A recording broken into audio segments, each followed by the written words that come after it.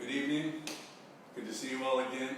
So the last time we got together was a few days ago, and we did a little bit of kata. Tonight I want to spend a whole hour going through techniques. Now, as I explained to all of you, and most of you already knew, but the way we work our curriculum at our dojos is I split it up in a 6-week rotation. So each week you're working on certain parts of the curriculum. So last week was katas and sets. This week is back to techniques. It's the first batch of techniques. So it's going to be technique number 1, 5, 9, 13, and we're going to keep it to 13, and we'll do yellow belt through green belt. So that's what we normally be teaching, myself and all the instructors. That's what we'll be teaching in our dojos. This week is those techniques per belt, and then you focus on those things. We also have a plus category, but we're not going to work on chokes and parries and blocks and all that stuff right now. I want to focus on techniques because in the hour we have a very limited time to work on each individual technique. And again, I could go on literally for an hour on any one technique. So I have to edit myself and make sure I don't do that. So we're going to do the basic ideas of the technique, and most importantly though, the basics of it. So remember, when you're first beginning, and again, since we're doing yellow belt through green belt, you're still in a white gi, you're still in the beginner/intermediate ranks. Some of you guys watching may be 6 years old, some of you may be 66 years old, but you're still in that range where you're working on, you're predominantly focusing on your form and your flow. Not so much power and speed, and mainly it's form and flow. And doing flow smoothly and slowly helps you better understand the principles and concepts involved in the techniques themselves. And of course, that's really the most important part, is the principles and concepts of these techniques. And we have an attack for each technique, as all of you know. It's an ideal phase attack, meaning this is the attack we want you to use. The technique, the sequence, that technique, whatever it is, will work against many different kinds of attacks. They're very universal in nature, but you must start with the one ideal attack so you don't get caught up in changing the attack all the time. One attack, work on your sequence, and mainly work on the principles and concepts involved in that technique. But I'm going to try to keep myself from going into the history of each technique and a lot of what is and all that stuff. Let's get the base stuff that we'd be doing in our classes right now, if we weren't in the middle of this virus situation. So, first technique on yellow belt. I'm looking to my right because our technique lists are up on the wall at the Granada Hills Dojo to my right, your left. So the first technique is the leg sword. The leg sword we do against a right hand grab. Again, it'll work against many attacks, but we'll do it against a right hand grab. And again, hand comes up to a checking position with your left, your right hand will do an inward block. And again, you have two basic types of inward blocks, thrusting inward blocks and hammering inward blocks. When you first learn the inward block, you do more of a hammering. So as you attempt to move away from this person, you're going to check with one hand and start bringing your hand up to this position. As you step back, boom, as you land, hit that solid neutral bow, solidifying your weight with your height, width, and depth. So right, you're moving back, moving down, and you're rotating to get maximum power. So the same time your foot hits the ground, your arm hits their arm. At this point in time, you've negated their right hand attack, but you're probably still in range for their left hand. So to get out of the range of the left hand, remember, we're always moving weapon and target. I'm the target. His weapon is now his left hand, possibly. So I go to a cast stance and move away from it. At that point, I should be out of range of his left hand, but while I'm within range, for me to kick him with my long-range weapon, my foot. Snappy ball kick, and then strike to the side of the neck. All right? And again, we attack nerve centers and nerve meridians along the body in almost every technique you have, especially later on the higher, more advanced stuff. And one of the reasons is because it shuts the body down. Whenever you attack airflow, blood flow, or nerve flow, the system, our system shuts down, and that's what you want. So I've been knocked out 3 times in my life. Once by getting hit here, just in practice, back in the 70s. Once get hit here in the early 80s in Kenpo, and then once got hit by a car, so it doesn't count. But I got knocked out twice, once here and once here, so I know these strikes to the neck work really well. So when you're coming in that last move, be sure to form your hand, make the hand sword, strike to the neck. Side view, again, moving away from the opponent, striking. Cat stance, get a good balance on that one. Snap, snap. Delayed sword. Let's move on quickly. Sword and hammer, number 5 technique of the yellow. Sword and hammer is for a person coming up from your right rear flank. So if I'm at, you're my 12, they're coming from my 4-3, they're grabbing with their left hand on my shoulder, probably at a mid-distance, mid-range weapon. So again, grab the hand that grabs you. Generally in Kenpo, our rule is they grab you, you grab them. They grab, I grab. And again, try not to always grab just with the pads of your fingers, try to grab with the nails of your fingers. So you're grabbing, stepping, moving my weapon from point of origin, so it goes from where it is up to where it needs to be, which is the throat. I don't cock it anywhere, I go from where it is, so my hand moves to their hand, and this hand goes to their throat. Good strong horse stance, settling my weight. Settle your weight even more, drop down a little bit more, and hammer to the groin. So natural stance, the hands start moving together. So this one starts moving as this one already grabs, and we're striking and striking.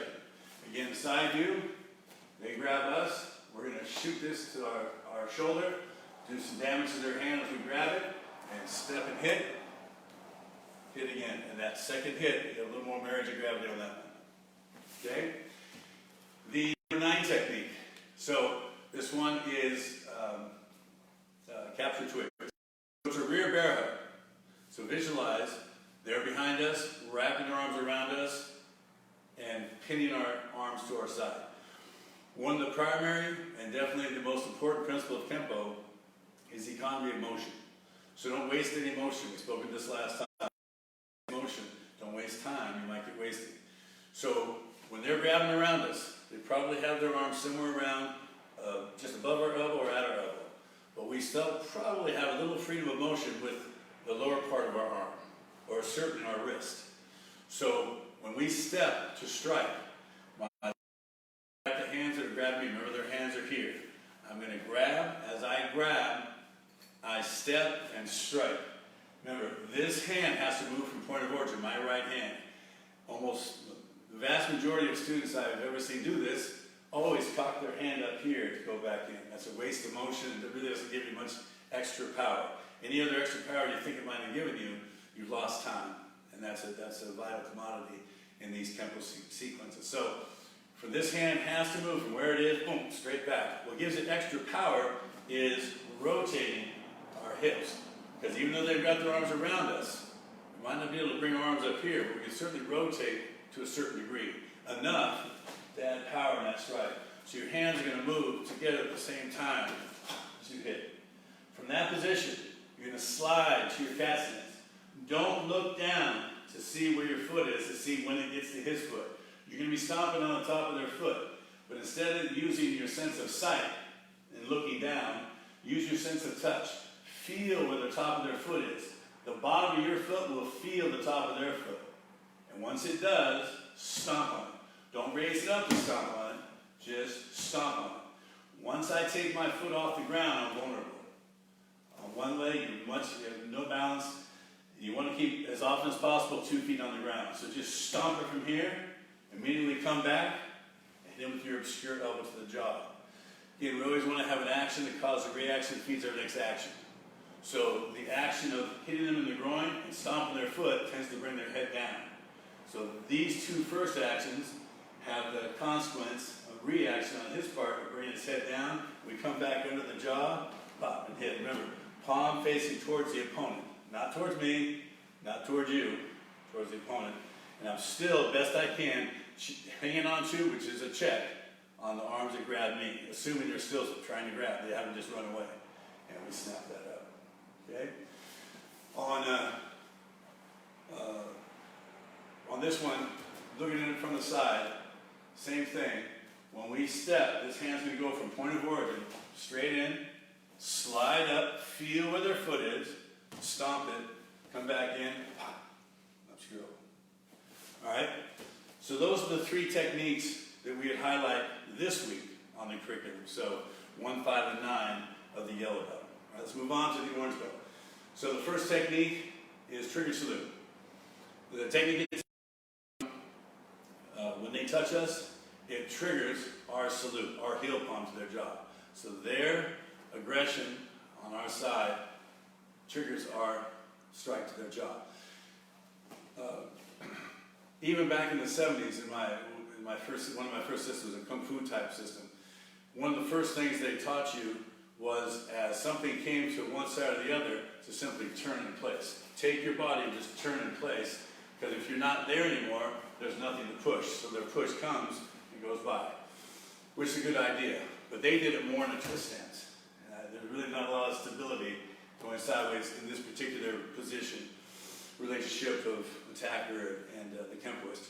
So we're going to definitely turn sideways, definitely hit them in the jaw, definitely pin their hand to our hand. Whenever they push us, we're going to pin it to make sure we can keep a hold of it. But all of that happens as we step forward. So we want to step in.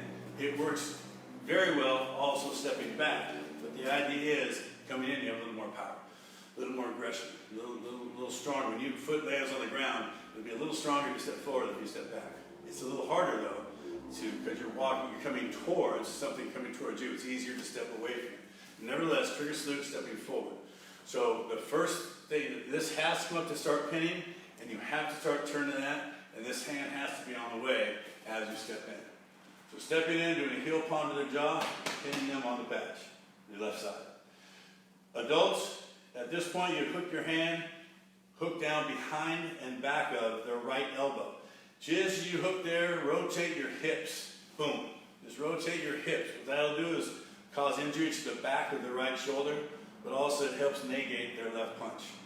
So you'll come here. Then you'll hit elbow, elbow, back knuckle uppercut. Kids, 16 and below, you can do it that way if you want. The other way that you can do it is once you hit the heel palm, bring your hand right down to your side. Then inward elbow, outward elbow, back knuckle uppercut. So natural stance. Remember, these things have to go together. So step in, and the kids' version comes straight down, inward elbow, outward elbow, back knuckle uppercut. From the side, again, these go together. I have to turn and pin and hit all at the same time. Boom, you're hitting. And kids' version, come down, inward elbow, outward elbow, back knuckle, uppercut. Trigger salute. And begin from a natural stance. Let's go to shielding hammer.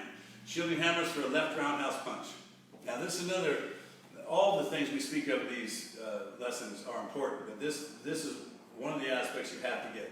We ask all of our students too, what's the most important move of these techniques? Of any technique, what's the most important move? All of you at home are saying, the first move. Yes, the first move is the most important. This first step is vital. You're standing facing the opponent. You do not step straight back in this next technique. Remember, this technique is shielding hammer. We do not step straight back and do our outward block. We step on the angle. So my 12 is here, back there is my 730. Step to 730 as this hand would have come up and this extended outward block came across. Why? The opponent's in front of us, but they're throwing a circular punch. So although their body is in front of me, their punch is certainly coming this way. So I want to make sure I'm lined up in direct toe heel alignment to that attack. So the left punch came in. Now I have the body alignment that will give me the strength to stop that punch. If you step back here for a punch that's coming this way, it's just all shoulder strength to try to keep them from penetrating with their punch. And you're not going to be strong enough for that for most situations. You'd be here. So as soon as you step back, boom. The minute your foot hits the ground, hammer fist across the nose. At that point, push off the back foot. It's called a push drag. You push off the back foot and then drag the back foot. So it's a push drag, boom, an outward elbow. As you're striking, generally you keep your fist palm up and closed. Makes it stronger and tighter. Outward elbow. Once more, we drop back on the angle to 730. Hammer straight across, boom, outward elbow. Side position, in this position, drop back, boom, on the angle. Hammer, outward elbow. Okay? Shielding hammer. And clutching feathers. Clutching feathers for a left-hand hair grab. Clutching feathers, the sequence itself is very similar to a number of other techniques. At least the principles are the same. And the sequence is visually likened to 2 or 3 other techniques. But nevertheless, the attack is, ideal phase is they're grabbing your hair or your head with their left hand. So they are grabbing with their left hand, and it could be a grab to your shirt, to your lapel. You could be pinning there. Wherever they're grabbing, but we say it's for a hair grab. Clutching feathers, feathers are hair. You don't want to step back when someone's grabbing your hair because they'll pull the hair in the opposite direction. So I pin their hand to my head. So now when I step back, they step back with me. Boom. So as I step back here, keep my arm on a 45-degree angle, so I'm protecting against strikes coming this way. Remember, it's a left-hand grab, so the right hand is still free. As I drop back, when my left foot hits the ground, I take a middle knuckle strike and strike to their armpit. There's a gland deep in the armpit and has a nerve running along that gland.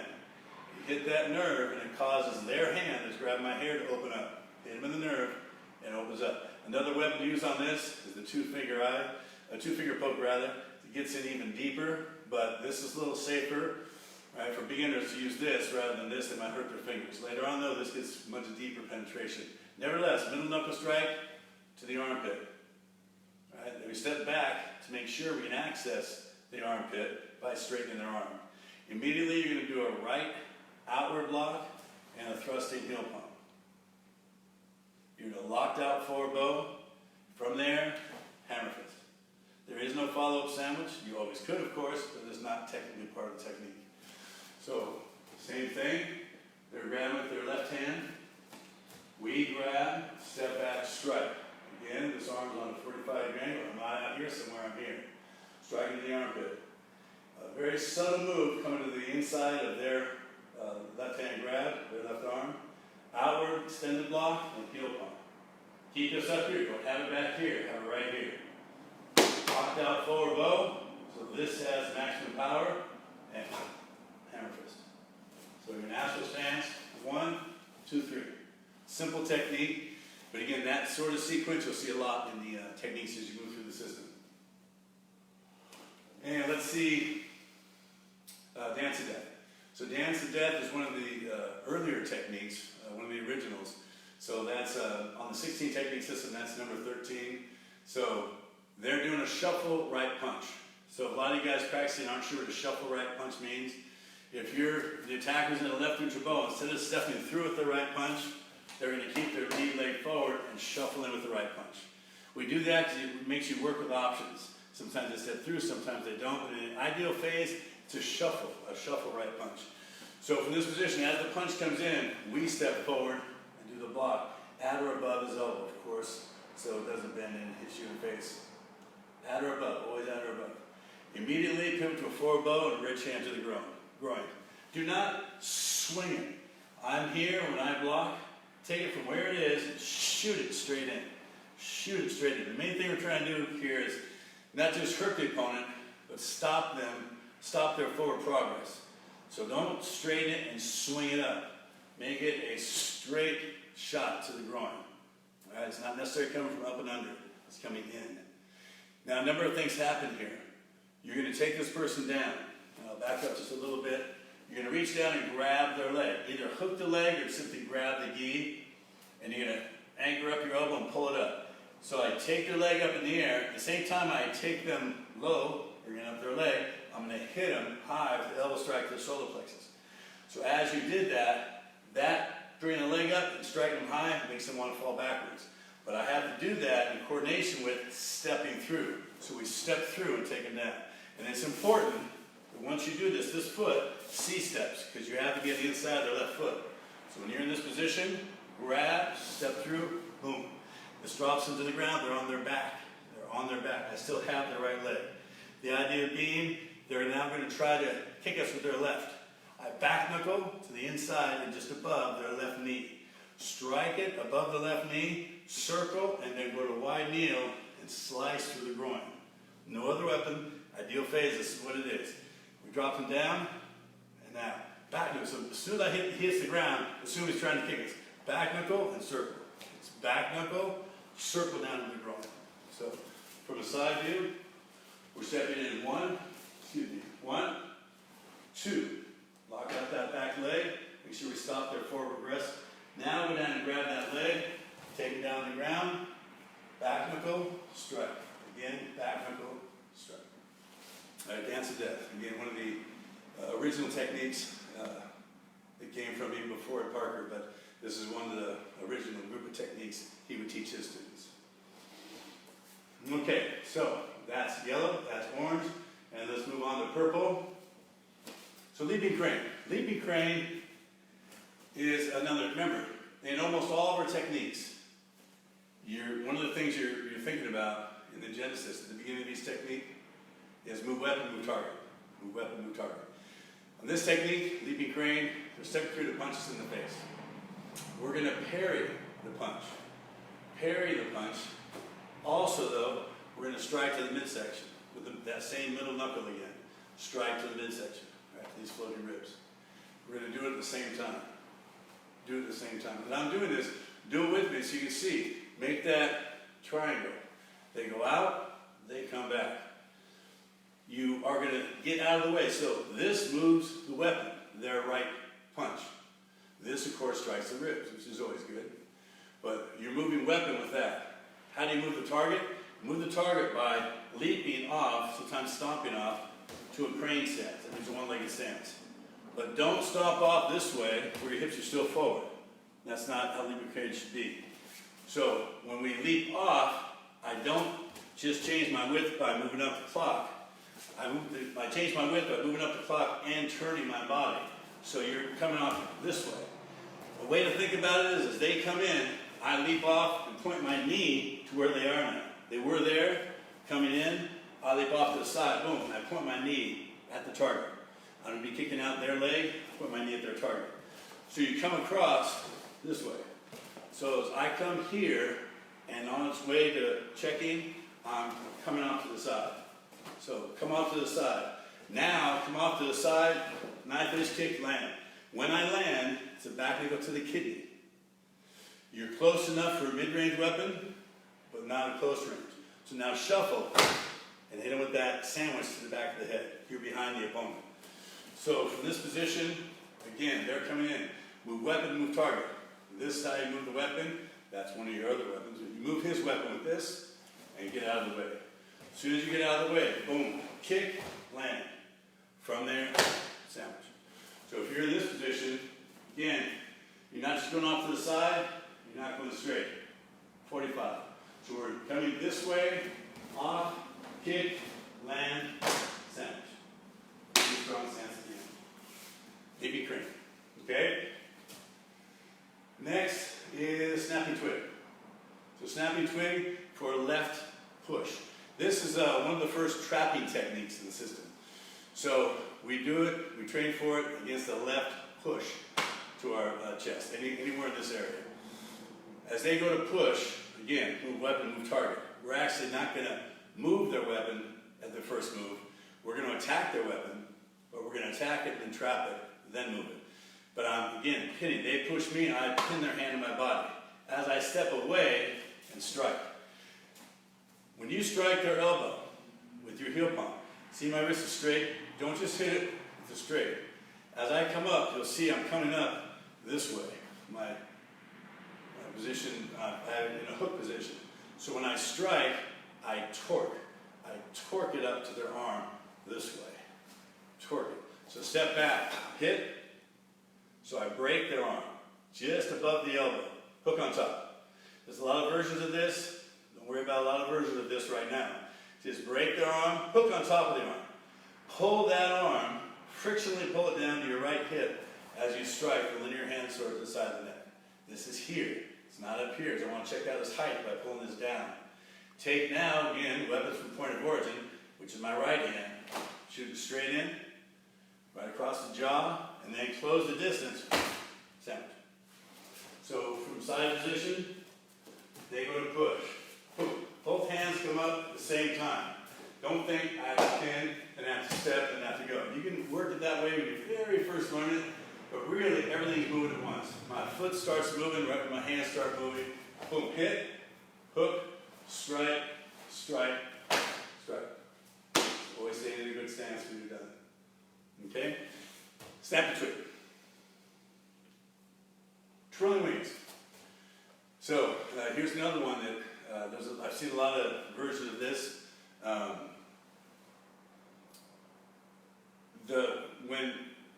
When this person's attacking us, it's a rear choke, rear two-hand choke from behind us.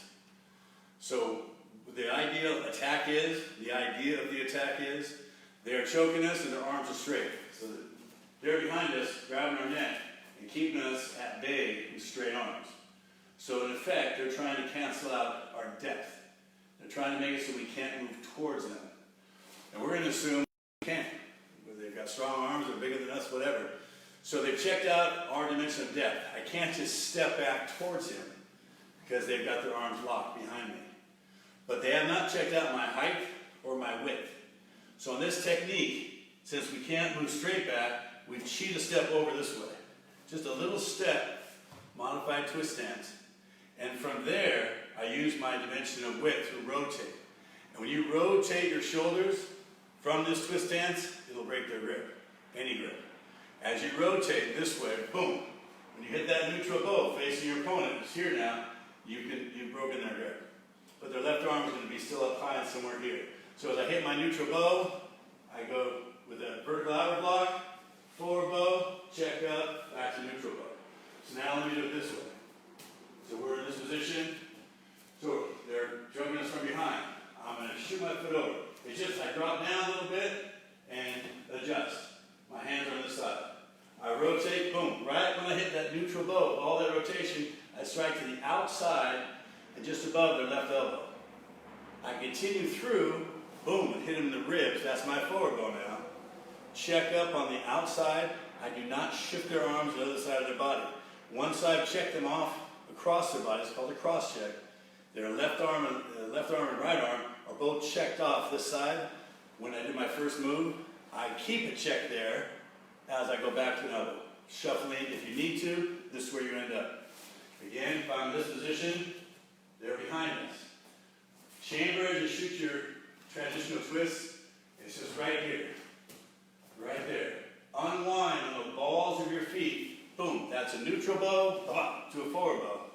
And then back to neutral. So get your position, unwind, and as soon as you unwind, make sure you know you're hitting the arm right there. Up, right there, and back in. So once you hit 1, 2, that's where the technique gets its name from. Your wings, your elbows, are twirling through their ribs. All right? But that's one that's misinterpreted a lot. So understand that's what's happening. And understand the nature of the attack. A straight arm grab from behind, a straight arm choke, or even just a grab. But we do it for a choke, so it's harder, more challenging. And capture leads. On capture leads, we have a finger lock. Someone has in a finger lock. They affix themselves to our right side, probably our fingers, and trying to direct us somewhere. In Parker's Kenpo, we have something called purposeful compliance, meaning that usually it's done at the first move of technique. If the assailant is trying to take you in a certain direction, usually a grab and a pull, or grab and a push or something, go with them on the first move. By going with them, you borrow their force. Right? You take some of their energy and enhance what you were going to do anyway.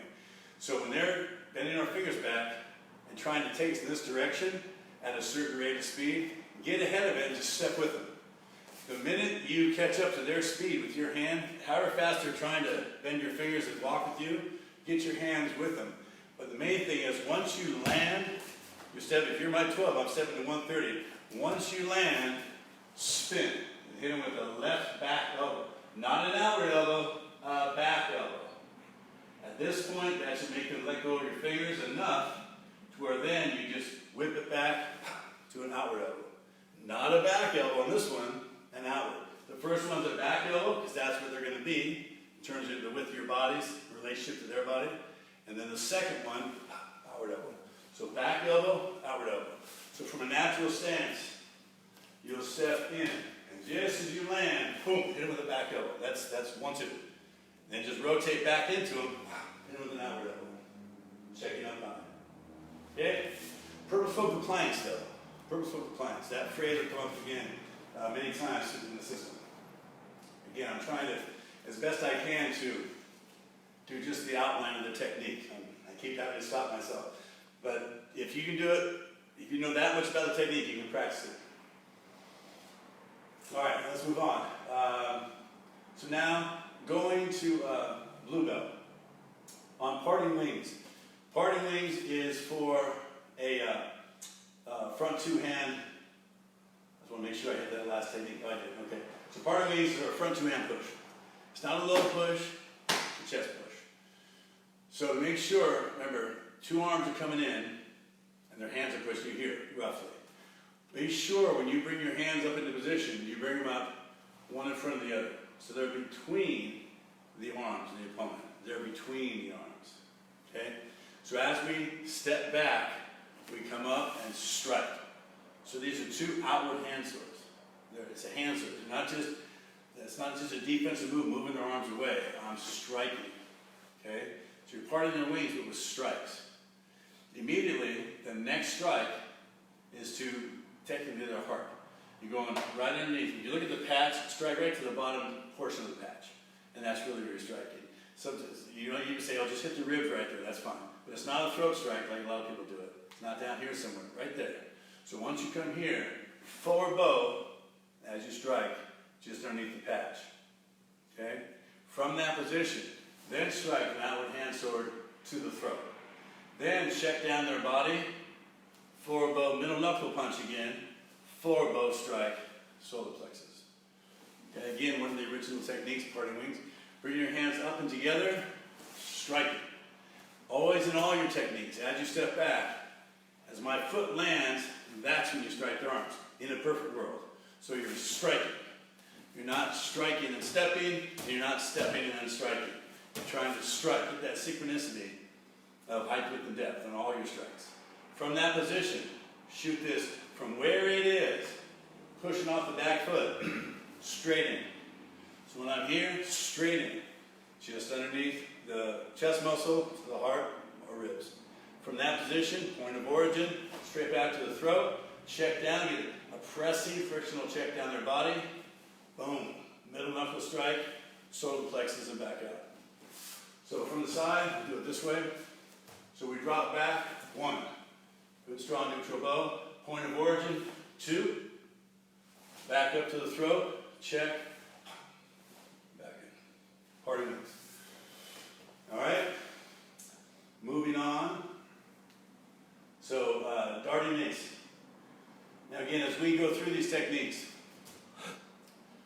mainly out of habit, as I go through, I always like to keep reminding students of things we said 5 minutes ago, 10 minutes ago, half hour ago, 10 years ago. I keep reminding you of things that you should be running through your head as you're doing these techniques. Point of origin is a huge one. Okay? Landing with your strikes as your feet settle, getting the marriage of height, width, and depth, all those things are very, very important. So remember, so much of everything we do is just moving our mass, our body, through time and space. So it's really just basic physics. Our mass, our body, through time and space. Mainly focusing on this part of our body, our torso. What's happening with our torso? Okay? So in defense maneuvering and offense maneuvering, getting power, getting speed, it all revolves around moving our mass through time and space in the most efficient way possible, in the shortest time possible. That's in a nutshell, a big part of the physicality of Kenpo. All right, darting mace. On this one, for a two-hand wrist grab to my right wrist. Now we have techniques where we, for instance, on other techniques, we also, the last time we were together, we talked about crossing talon. The original version, which was just grab, step in, break the grip this way, back knuckle and hit. We have crossing talon where now, more version we do it these days, pull back, anchor in the elbow, put your hands to the side, and once you have it to the side, step in with your left foot and just dropping your hips. Your hips dropping in is what gives this power. You don't really have to do anything with your hand. You just come here, step in, you've already broken the grip.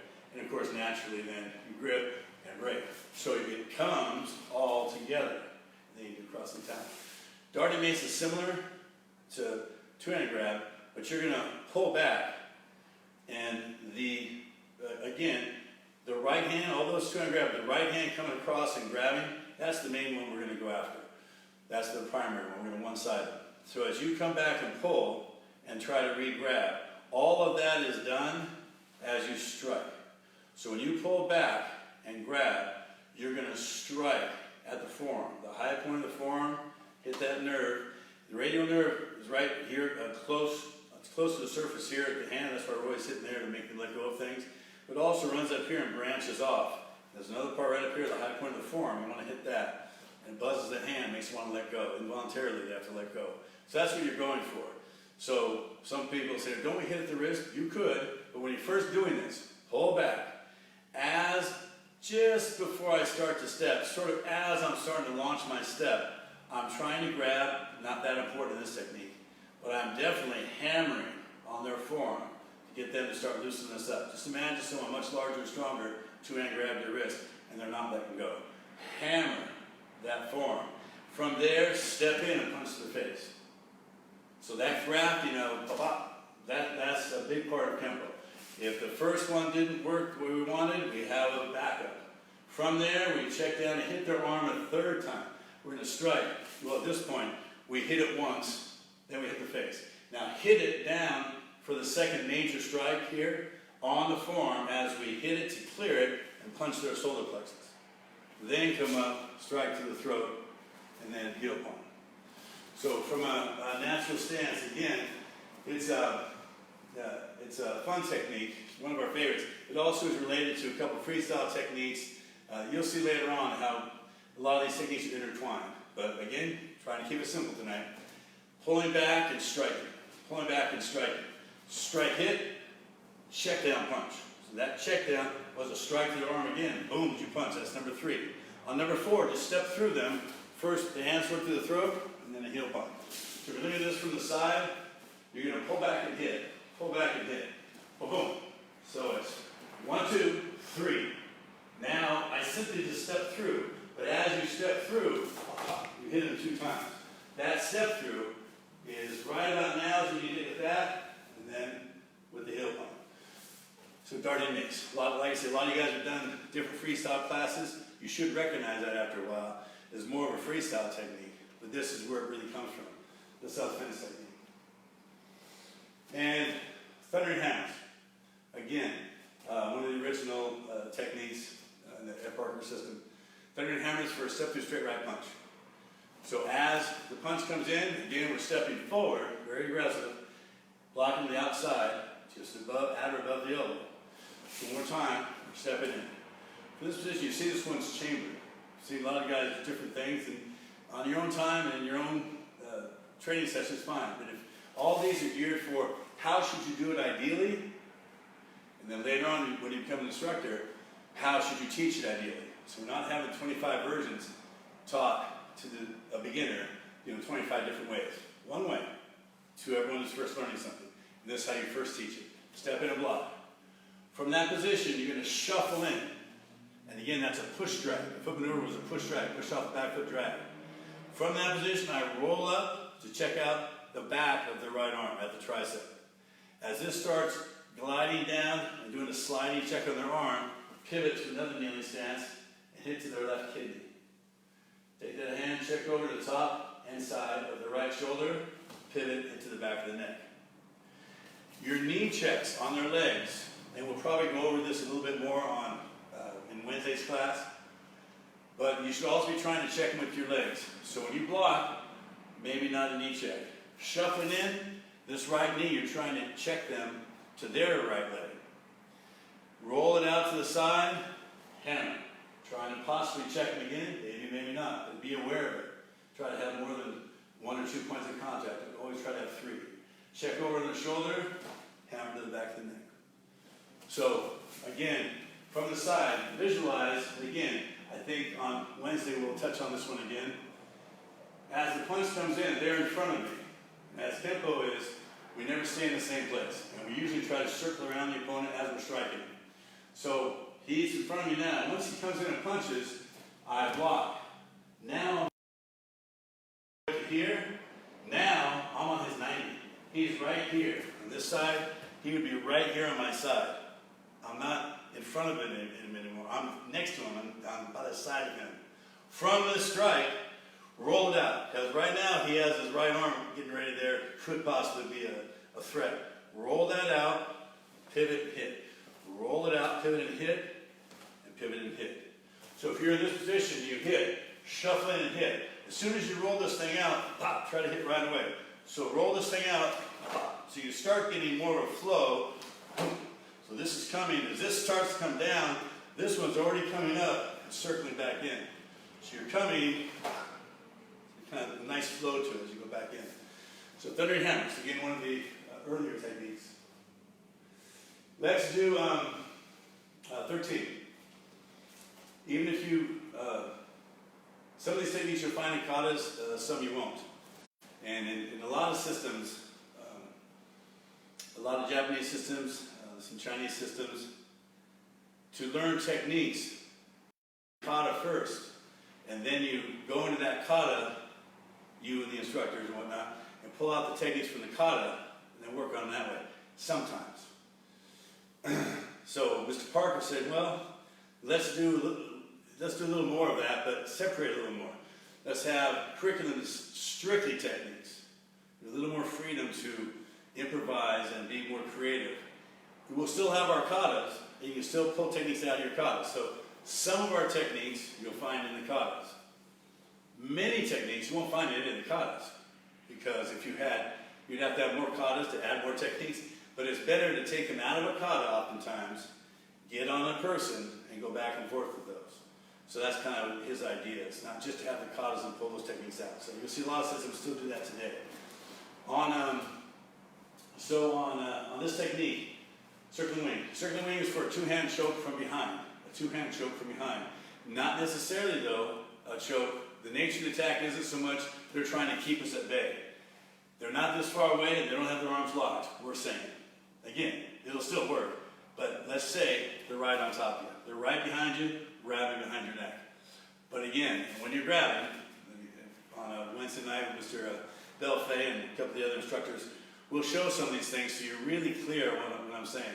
They're not grabbing the back of your neck or your traps. This isn't a massage class. They're grabbing your neck with their fingers are right here in your trachea. So you don't have time to think about it, decide what to do. No, you're just going to have to move. So from a natural position, they're behind us, choking us. Their fingers are in my throat, and they're behind. So step off on a 45 and chamber those hands. And we don't chamber just to make it, in the old days, they said, oh, that's the way they did it because it's traditional. Well, this has an actual purpose. You're chambering here, because now you're in a position to put the elbow into play. It'll be a little stronger coming from here than it would be if it was down here. The nature of the attack is such that this works better. At this position, I probably have not broken his grip. But once you start turning your shoulders, just like in twirling wings, when you turn your shoulders, that breaks the grip.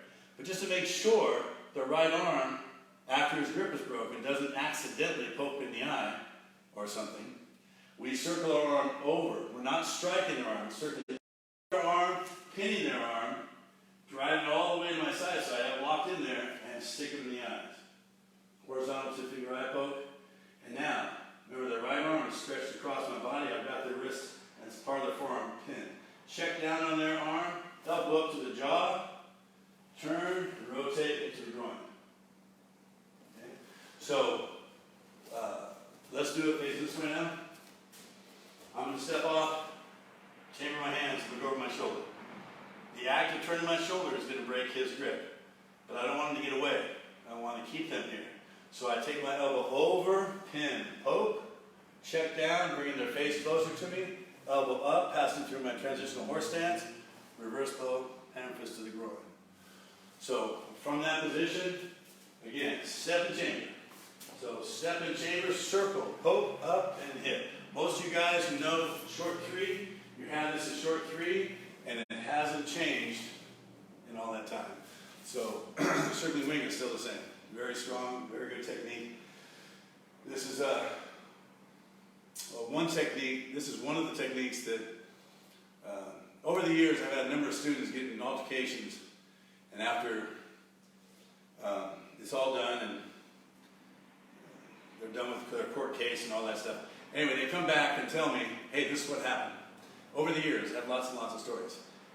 This technique and spiraling twig are the two techniques that people use the most.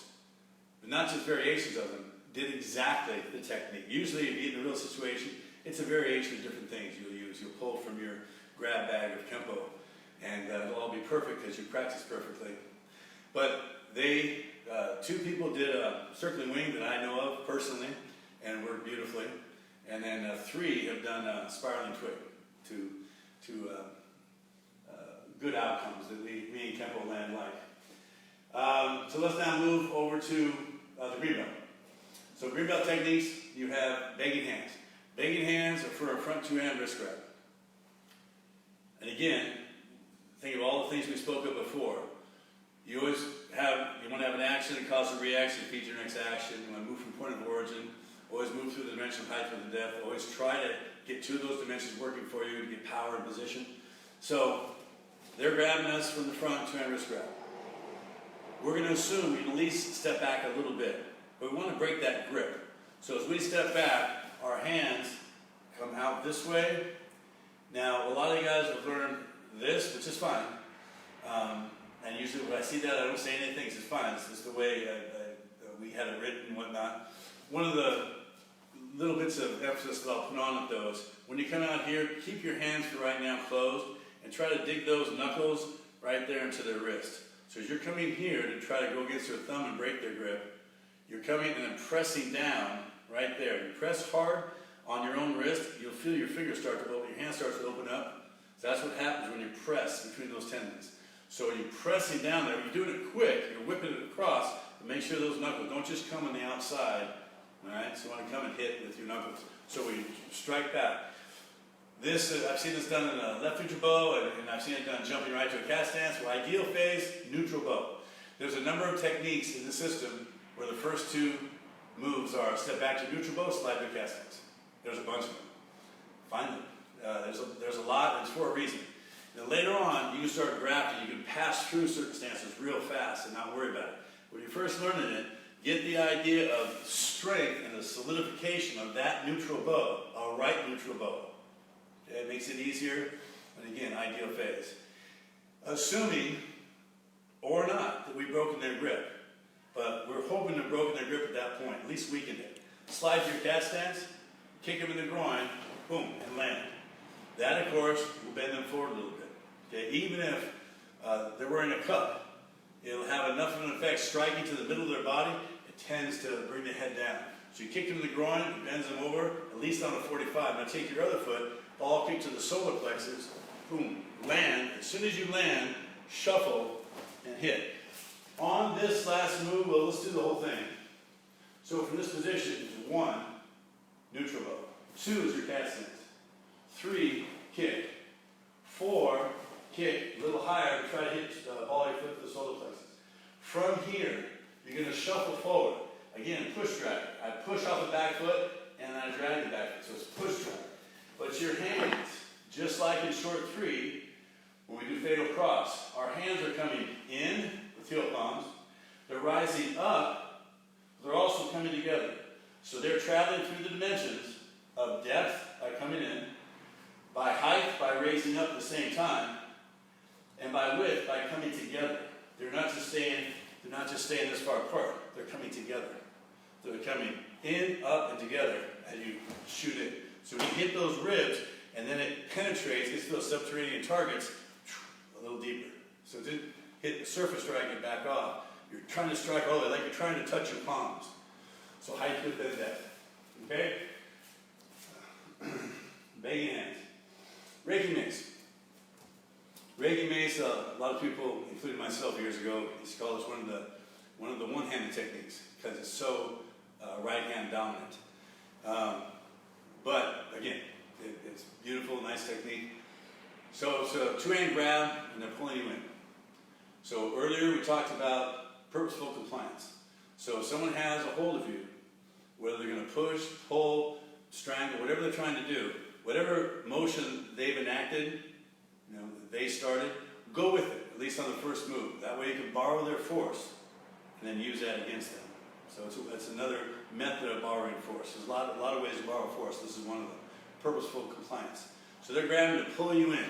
There's no sense of me trying to pull away from them. I don't need to. I should go with them. So if he's pulling me in, that helps me launch forward so I can strike him in the stomach a little bit harder. So purposeful compliance, and again, we don't just want to step in and hit. We want to pin those hands. When you pin, again, you don't pin them like you're patting your 5-year-old son on the head. You pin and latch onto it.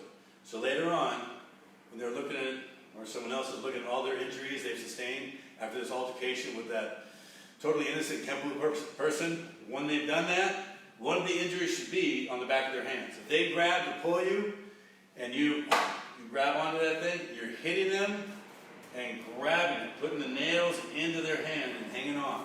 So hit, pin, and strike, bang. So it's really 2 strikes. That was a strike, this is a strike. So you're hitting it together. Bring it straight back out and hammer it to the jaw. So again, linear, but it has, with these knuckles first, I hit and drop it in. Hit and drop it in. Just like mace of aggression, it will do it on another lesson. From that position, strike down to your own body. That strikes on the high point of their forearms. Why the high point of the forearms? Because again, they've got the radial nerve traveling through the high point of the forearm, and it makes their hands open up. So strike the high point of the forearm. The other thing it does is bring the next target of mine, which is their throat. It brings their target towards my next weapon of choice, which is my hand sword. So as you're coming here and stepping in, he pulled me and I came with him. So it's 2 strikes, up, bring it straight back out, hit. Now strike straight down. Don't strike up here, down. So it yanks that head in, hammers those forearms, so down, right back in. That's to the throat. Then go ahead and push off the back foot, sandwich again. As soon as you get there, don't come back to come in. Don't do this. As soon as you hit, simply just see where the elbow is. It doesn't come back at all. It simply collapses. So I'm coming here and strike, just collapse it. It's a better way to move. Reiki mix. So again, they've got a hold of us, and they're pulling us in, and we go with them. All right, let's do flashing wings. So flashing wings is, again, for a step through right punch. On flashing wings, very similar to some of the other techniques. Remember, there's a lot of right-handed techniques in the system. I mean, the attacks are all right-handed, and mainly because most people are right-handed. And most people, if they ever were to attack one of us innocent Kenpo people, they usually use their right hand because that's their hand of choice. And they'll form a weapon of choice with that. So that's why we have so much against the right hand. That's why we're so right-handed. But again, after you learn your techniques pretty well on one side, flip it around and try it on the other side. Just to kind of get some balance on maybe your weak side or just the other side of it. It's a good way to train. Don't just stay with the one side you've learned. But do make that your strongest. You want to be able to go to something naturally. So if you're in a crisis situation, your brain doesn't have to figure, am I doing this side, am I doing that side? It goes to a sequence it's familiar with. So whether it's going to be the inside or outside, or what weapons you're using, what methodology, it goes there naturally. So we don't, the left side techniques is just kind of an extra training tool. So on flashing wings, we're stepping in, boom. So that's a neutral bow, all right?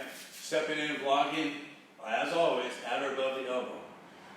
Ideally now, we're going to a forward bow and striking through the ribs.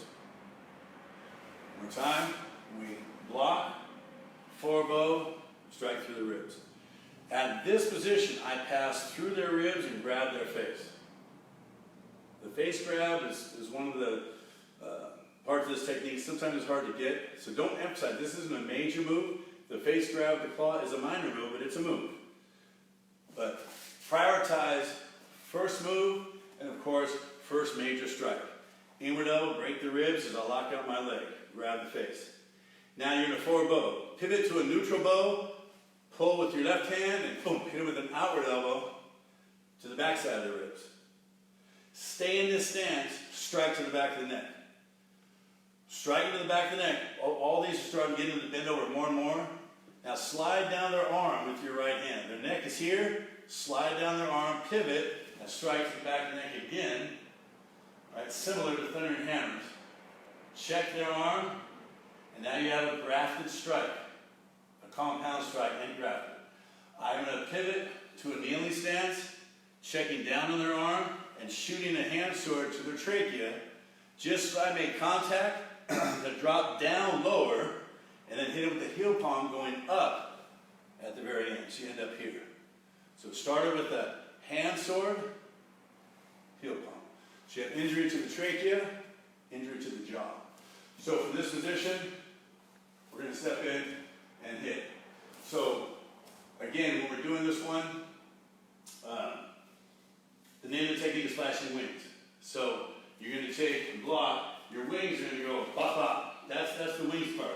Flashing wings through and through. So pop, pop. But from this position, forward bow, grab the face, neutral bow to the second elbow, hand sword, back of the neck, check down the arm, hand sword, back of the neck, check, shoot.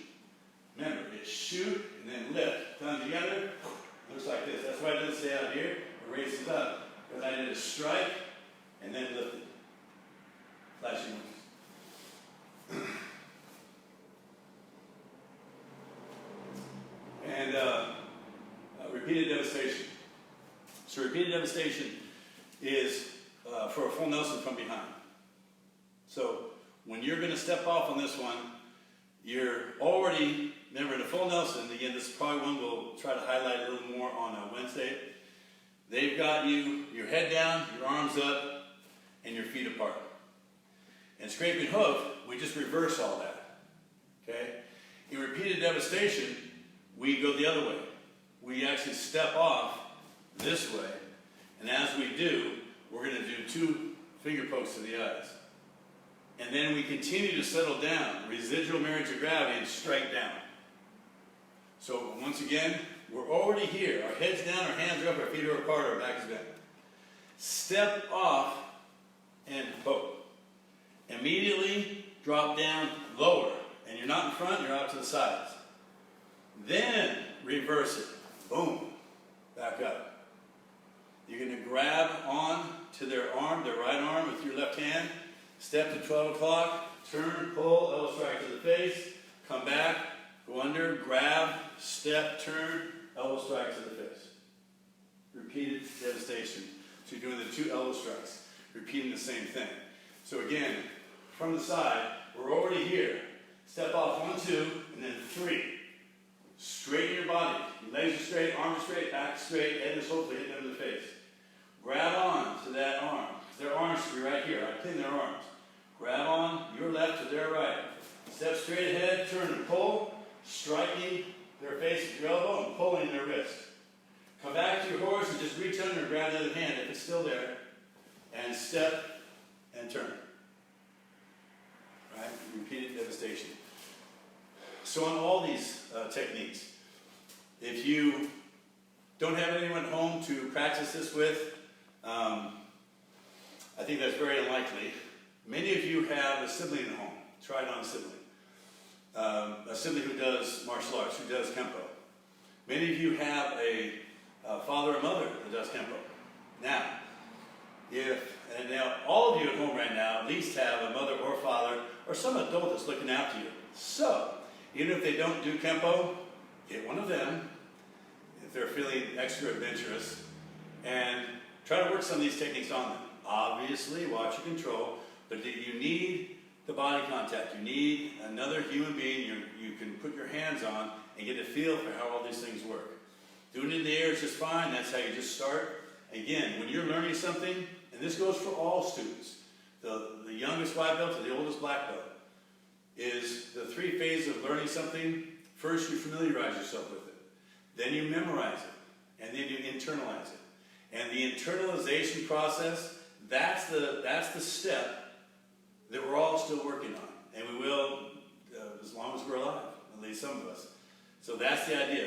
Just first, familiarize, get your idea. So looking at this video, look at it, go, yeah, get an idea, I think that's what it is.